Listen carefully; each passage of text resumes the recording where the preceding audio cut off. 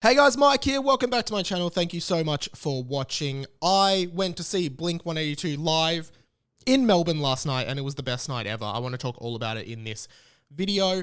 Just so you know, I also do a podcast where I talked about some of my experience at the show last night. This is going to be a more in-depth review style thing about the show on the podcast, which I'd love for you to check out as well. It's called 20th Century Boy. It's on my channel or on any podcast app. Go check that out, but this will be a little bit more in-depth. So I've been counting down the days to this. I bought tickets back in November 2022, pretty much when the tour was announced, and it was announced that Tom was back.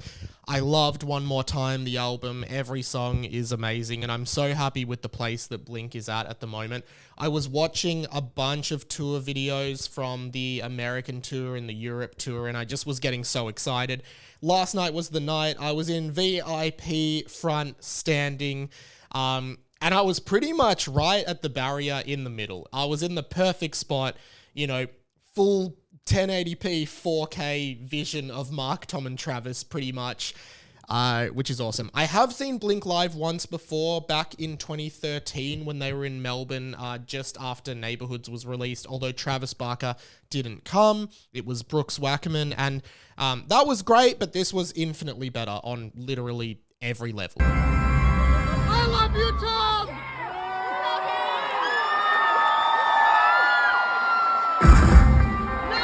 So the first thing I'll say, because I've seen a few people across the internet asking about it, is I had VIP tickets, and that obviously includes early merch access, early floor entrance, and everything like that. But what I did notice at Rod Laver was, as soon as I got to Rod Laver Arena, there was a stall outside that was already open selling merch. So I just got this t-shirt from there. There's a bunch of t-shirts, socks, posters, and a bunch of other stuff like bracelets. That's all there, so I just picked some up there, and then I went to line up at the VIP entrance, met a bunch of cool people there. Thanks for hanging out and chatting. The doors opened at 5:30, so we got to go in there, and then we had to line up on the inside for a while before they opened the actual doors to Rod Laver, probably at around 6. And yeah, I got a really good spot, like I said, right at the front, which was absolutely awesome. The first cool thing that happened was probably at around 7, Mark actually came out onto the stage and threw some Rise Against pics into the audience, which was awesome. And then he walked back off, and then Rise Against came out at 7:30, put on a fantastic show. Blink-182 came out at 8:45 around, and it was just incredible to see Tom, Mark, and Travis on stage together for the first time in my life. It was just simply like, at points I actually had to stop and take everything in because I was in awe of what I was seeing. And the energy, the enthusiasm, and the fun that these guys are having on stage together is infectious, and it's so much stronger than I remember it being back in 2013, and it really does feel like the band is in a pretty good place, which I'm really, really happy to see as well. So, of course, they start with Anthem Part 2, and it was just an epic start. And I think in Melbourne, I was really happy to see everyone in the bleachers and in the seated section was standing and seemed to be singing along, and pretty much everyone was singing along and just having an incredible time. So Anthem Part 2 jumped into the rock show, which was again a really good performance.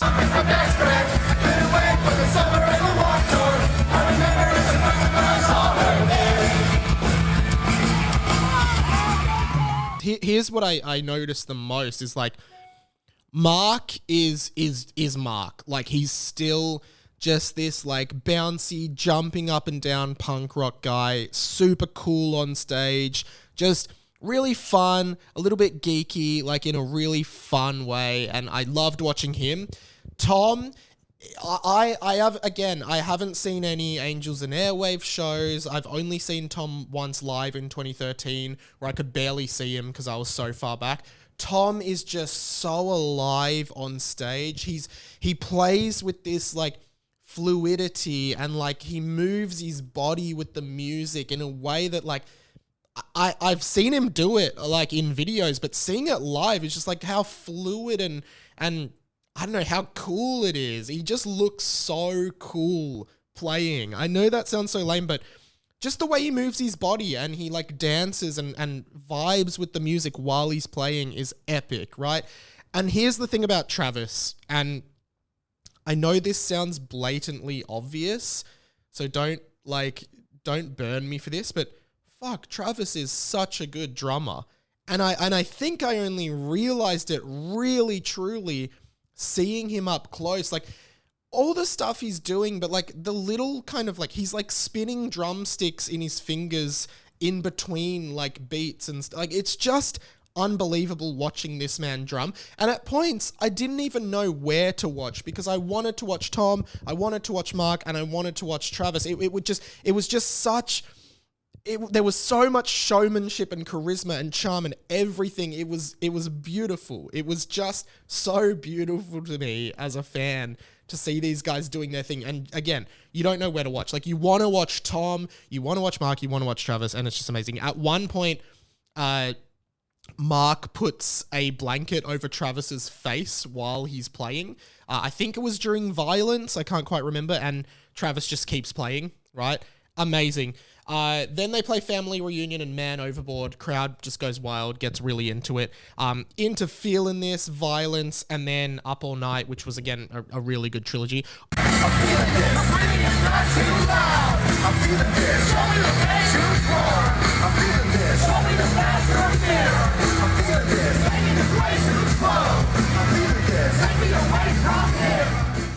Only one song from Neighborhoods, which I get, but I would have loved to have heard After Midnight as well, because that is such a beautiful song, and it's like top 10 Blink for me.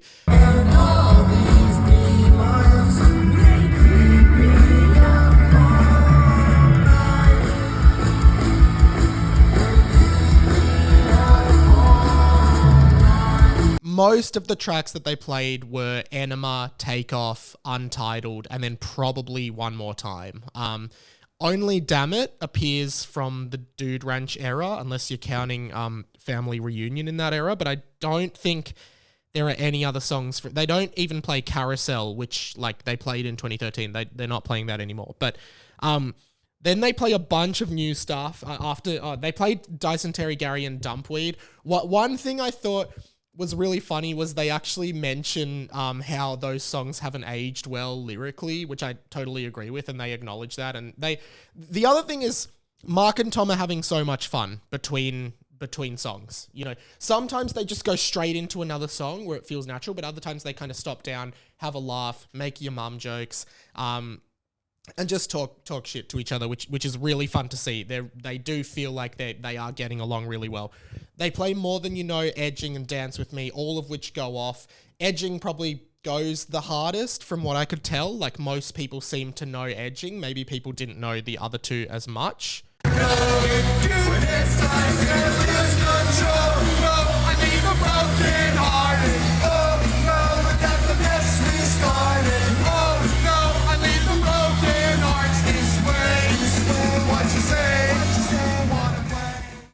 Then Tom does a big speech on aliens. He's wearing his To The Stars shirt, and then they play Aliens Exist, which people really, really love as well.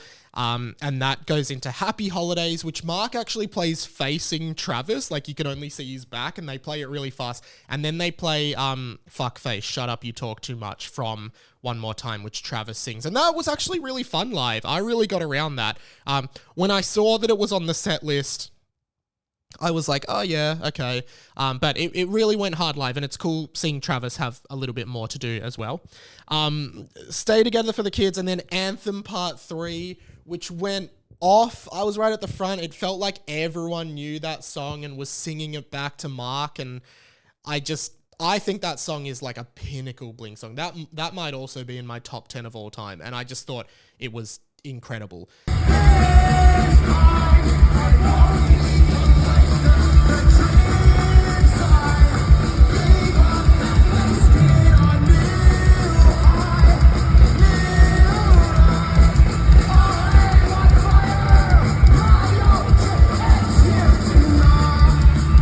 And then they go into Down and then Bored to Death. And here's what I want to say about Bored to Death, because of course when Tom came back I think a few people were like, oh, I wonder if they'll play any songs from California and Nine. And then they started doing live shows. And for a while, they were playing Cynical and Bored to Death, both of which were great. And Tom sounded great on that. And I think everyone deep down was kind of like, I wonder what Tom would sound like on those songs. Even though Skiba did such a great job on them, I always wanted to hear Tom sing them. And what I want to say about Bored to Death, because this might have been a highlight to me. And I'm a big fan of this era of Blink, by the way. I know a lot of people are kind of mixed on it, but I'm a big fan of the era of Blink that was Skiba, right? Tom completely owns Bored to Death. He could easily phone it in and be like, oh, I didn't write this one. I'm not involved with this one, so I'll just play it. He gets around it. And particularly during the bridge with the whoa-ohs, he gets around it and is going to like every corner of the stage to every side of the audience, trying to get them involved and doing the whoa-oh bit.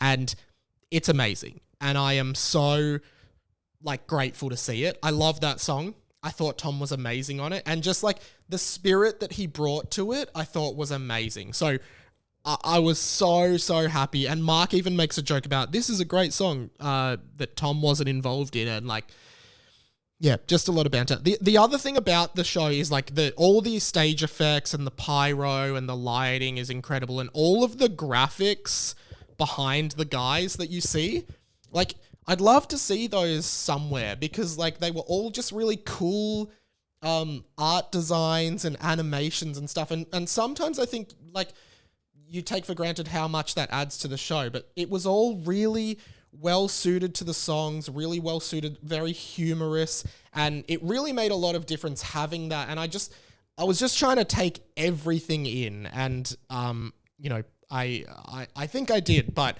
it was a lot. There was a lot of emotion and adrenaline running through me. After Bored to Death, they play I Miss You, and of course, everyone gets around the Where Are You bit. Everyone gets around the chorus. And that, I think I Miss You was possibly one of the best songs live. Like, I just really enjoyed hearing them. All right, Melbourne. Are you? Am I so sorry? I cannot sleep, cannot drink tonight. I need somebody and always. The six strange darkness creeping on so hot every time. You never still I counted. One smallest spiders catching things and eating them inside. Like indecision call you. I'm near your voice. They took out Always from the set list, which I thought was weird because they kept Violence in. I love Violence, but Violence wasn't a single. Always was. So I'm just surprised that they took they took Always out. But they replaced it, I think, with Anthem Part 3 and Turpentine. I thought Turpentine was so good live. It just, they make a few changes to the actual song to make sure some of the beats can be hit. Like the power gets cut at the end of the opening bit, and then they come back in with the loud guitar, and Tom singing it was great. Mark does the backup vocals for it, which is incredible. Just so much fun. It's such a fun song, and people seem to get really around the new stuff. I think more so than I'd seen at previous shows.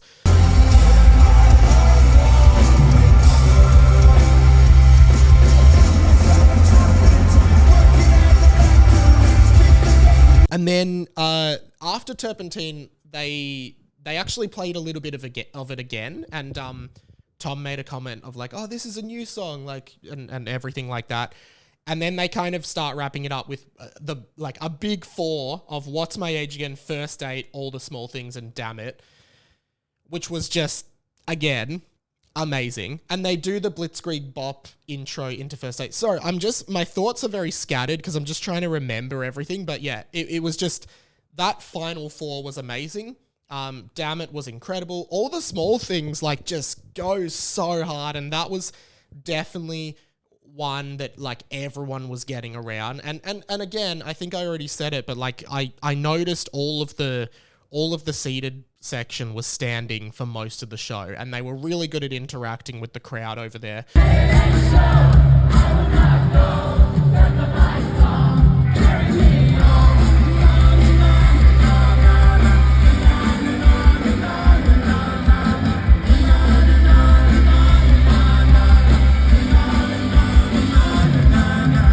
Damn It ends, they go off and they come back for the encore of One More Time, which was really, really beautiful. I miss you.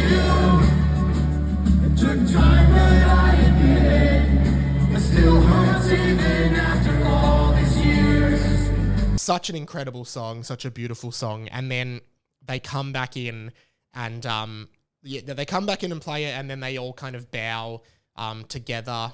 So close to them. A few times, probably 1 or 2 times, Mark actually made eye contact with me, which was incredible. And yeah, overall, like, it was a brilliant night. I have never heard Blink sound this good live. The energy was great. They feel really youthful. I know they both Mark and Tom in particular seem very fit at the moment. Tom in particular, like I feel like, you know, he's lost a lot of weight. He's clearly fit. Mark's very thin, obviously, like after the cancer treatment, but they were both just having a blast on stage, and I just loved watching it. Like, if you're going to any of the Australia or New Zealand shows, or I think they're in South America after that, have a blast. Like, this was the best live show I've ever been to in my life. I'm definitely biased, but, you know, I saw Paul McCartney recently. I saw Paramore, all incredible shows, incredible bands and incredible shows. And like, I saw Offspring, Sum 41 recently, again, same thing. But this one was the show. I genuinely don't know if I'll ever have an experience like that again. And after the show, I was just buzzing. So much adrenaline and, yeah, just so much everything happening. And yeah, I just want to thank Blink for doing this, for making this record, for touring. It's been unbelievable, and I'm so glad they're back. And, yeah, I think I'll leave it there. Like, please comment if you were there. Let me know your thoughts. Let me know your feelings. Let me know your highlights, lowlights, whatever. Subscribe to my channel. I do a bunch of pop culture content, but every time there's Blink news, I talk about blink-182. So you could definitely be sure there will be blink-182 stuff happening on this channel. But yeah, my throat's really sore from last night, and my legs are really sore from standing up for so long. So I'm going to have a bit of a rest now. But thank you so much for watching. I'm Radio Mike. Like, subscribe, comment, and I'll see you in another video. See ya.